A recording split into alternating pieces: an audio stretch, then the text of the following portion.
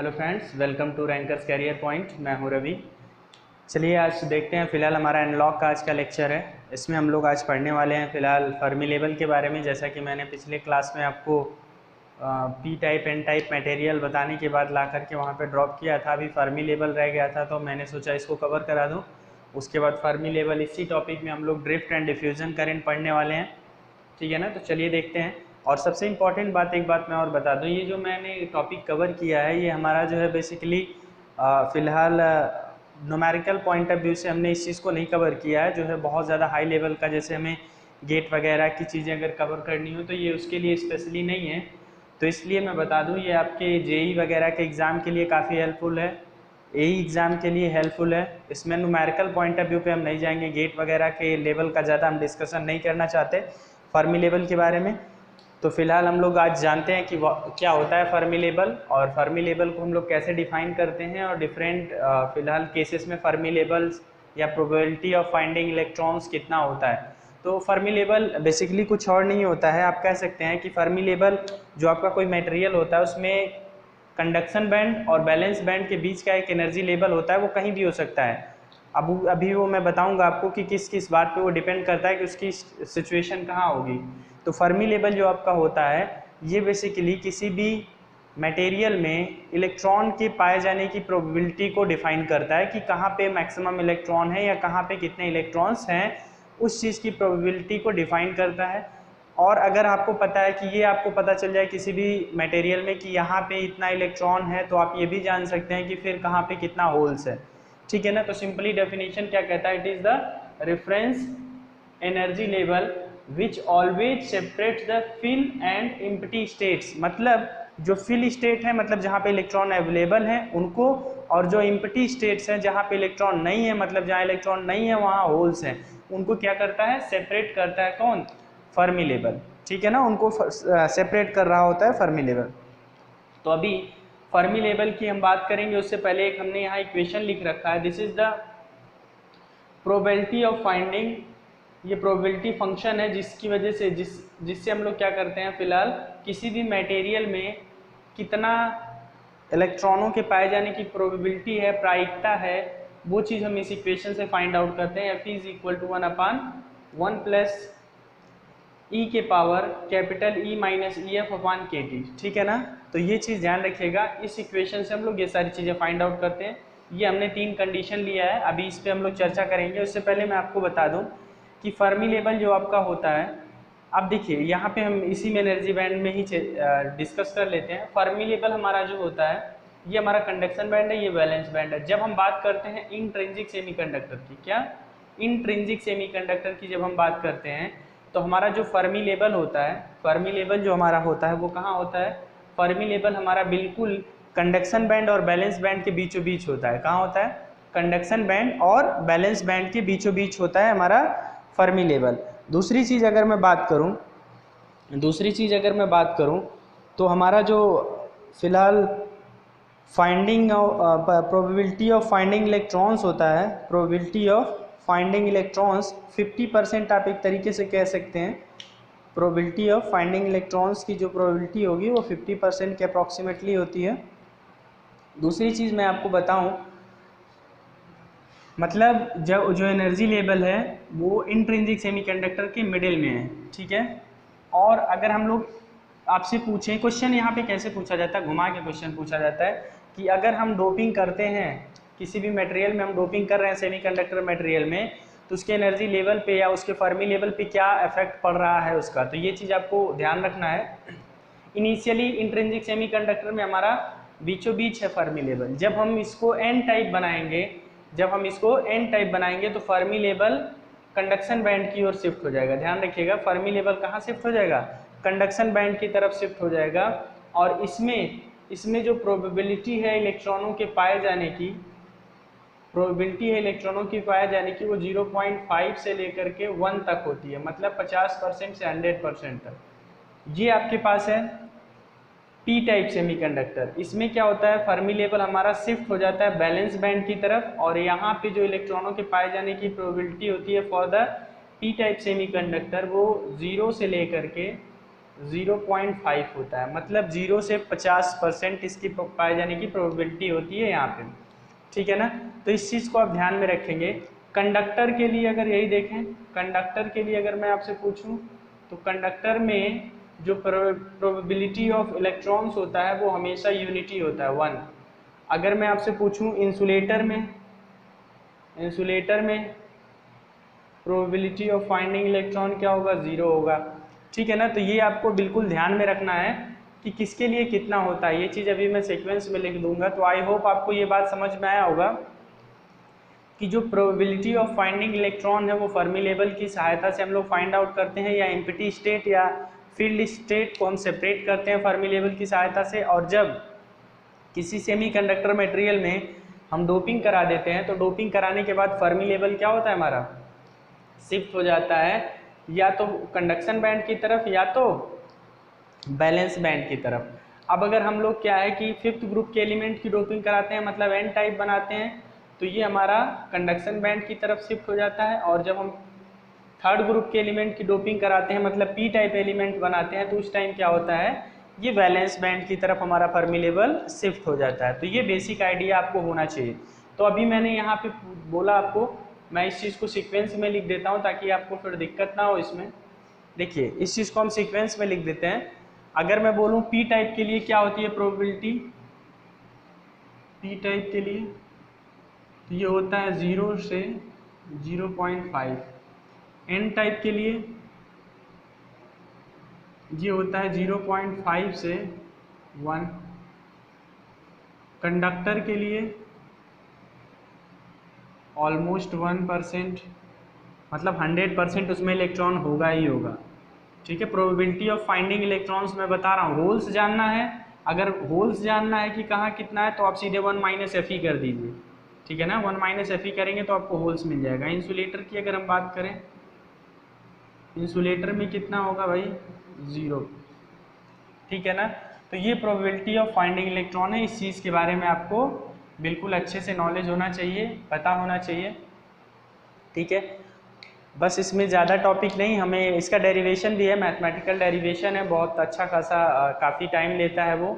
तो उस चीज़ को हम लोग डायरेक्टली लाइव क्लासरूम में कराते हैं। फ़िलहाल यहाँ पे कराने का कोई मतलब नहीं है। फ़िलहाल हम एकदम समझ लीजिए कि शॉर्ट वे में हम आपको सिर्फ आपके जेई लेवल के कंटेंट को प्रोवाइड करना चाह रहे हैं ताकि ये आपके लिए ज़्यादा बेनिफिशियल हो। मैं अभी डेरिवेशन कराऊँ तो घंटे भर का लेक्चर सिर्फ डेरिवेशन में हो जाएगा, तो there is no need of the derivation, only you know about the some फिलहाल important facts about the Fermi level, इसको आप जाने रहिए। बाकी चीज़ें आपका जो है वो जब भी फ़िलहाल हम कभी फुर्सत में होंगे तो उन सब का एक्स्ट्रा लेक्चर लेकर के हम आपको जो है प्रोवाइड करा देंगे। बट वैसे वो उतना नेसेसिटी नहीं है अगर आप छोटे एग्ज़ाम्स के लिए जा रहे हैं। अगर आप गेट और ईएस के लिए जा रहे हैं तो उसके लिए वो ज़्यादा ज़रूरी है फ़िलहाल। चलिए इसमें अगला टॉपिक देखते हैं हम लोग, ड्रिफ्ट एंड डिफ्यूज़न करंट। चलिए देखते हैं ड्रिफ्ट करंट हमारा क्या है। ड्रिफ्ट करंट बेसिकली मैं आपको पहले सिंपल लैंग्वेज में समझाने की कोशिश करूंगा। ड्रिफ्ट करंट और डिफ्यूजन करंट की बात करने वाले उसमें हमने पहला लिख रखा है ड्रिफ्ट करंट। तो मैं आपको सिंपली बता दूं, ड्रिफ्ट करंट किसी भी सिस्टम में, किसी भी मटेरियल में, चाहे वो कंडक्टर हो या सेमीकंडक्टर, सबसे पहली बात तो ये जान लीजिए ड्रिफ्ट करंट सेमीकंडक्टर और कंडक्टर में ही एग्जिस्ट करता है। और ड्रिफ्ट करंट हम ऐसे करंट को बोलते हैं जो किसी एक्सटर्नल फील्ड के अप्लाई करने की वजह से फ्लो हो। फिलहाल जनरली क्या होता है कि जब हम कंडक्टर या कोई सेमीकंडक्टर उठाते हैं और उसको किसी एक्सटर्नल सप्लाई से जोड़ते हैं तो उसके जो इलेक्ट्रॉन्स हैं वो क्या करते हैं, मूवमेंट करने लगते हैं, कुछ एक पर्टिकुलर वेलोसिटी से मूव करने लगते हैं इनसाइड द मटेरियल, जिसकी वजह से कुछ करंट फ्लो होता है, that is the drift current. तो ये बात ध्यान रखिएगा, drift current always flow due to the external electric field. External electric field की वजह से ड्रिफ्ट करंट आता है।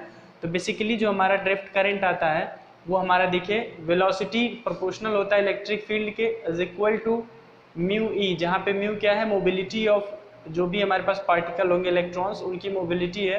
तो मोबिलिटी की अगर वैल्यू हम फाइंड आउट करें, ध्यान दीजिएगा, बहुत अच्छा यहाँ से क्वेश्चन बनता है, आपसे सीधे पूछ लेता है कि मोबिलिटी की यूनिट क्या होती है। तो आपको ध्यान रखना है metre square upon volt into second. तो ये वेलोसिटी अपान ई, वी क्या है यार, ड्रिफ्ट वेलोसिटी है, ई क्या है, इलेक्ट्रिक फील्ड है, म्यू क्या है, मोबिलिटी है, ठीक है ना।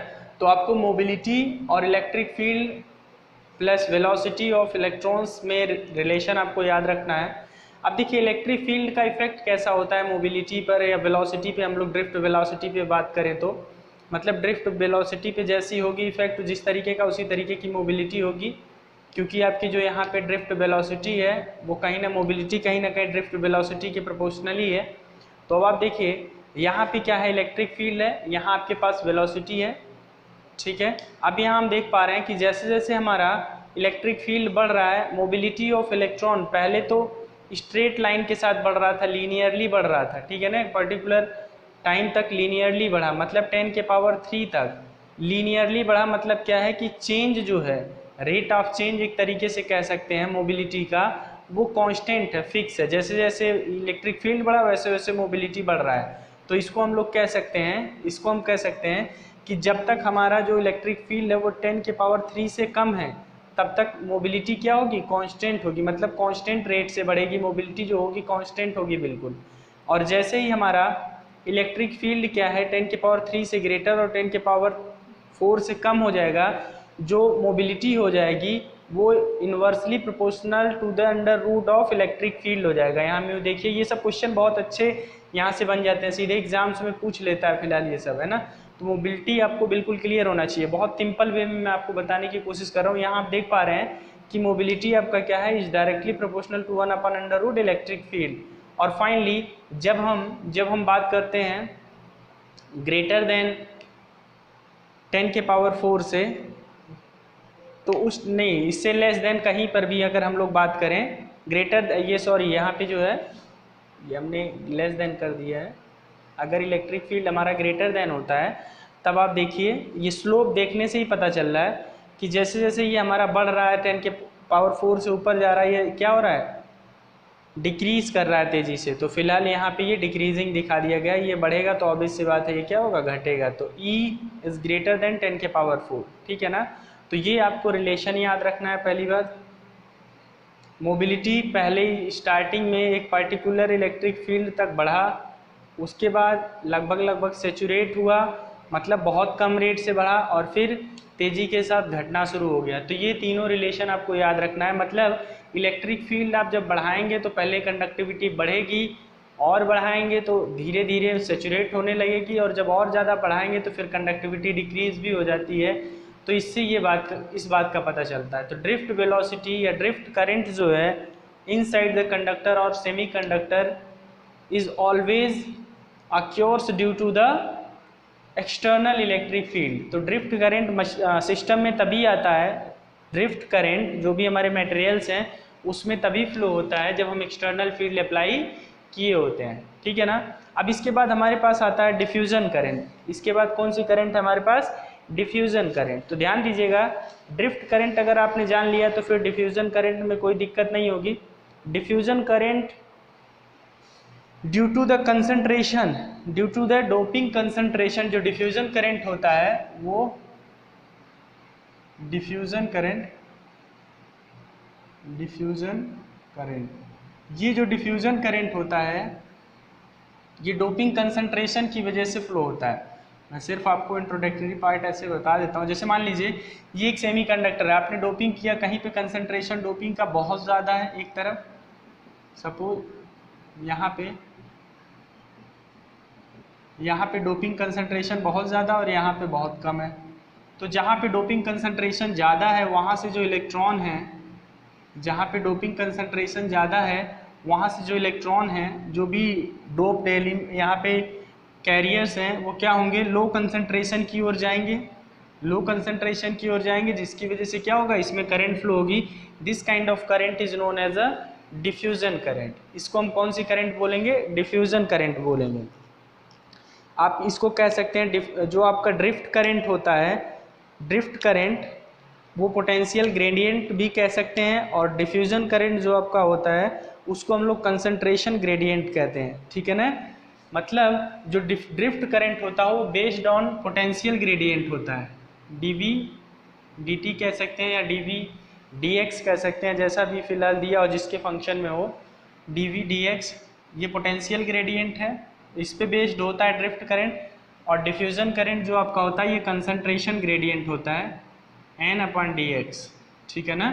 ड्रिफ्ट करंट पोटेंशियल ग्रेडियंट पे बेस्ड होता है और डिफ्यूजन करंट कंसंट्रेशन ग्रेडियंट फिलहाल पे बेस्ड होता है। यहाँ पे कंसंट्रेशन ग्रेडियंट होता है डिफ्यूजन करंट में।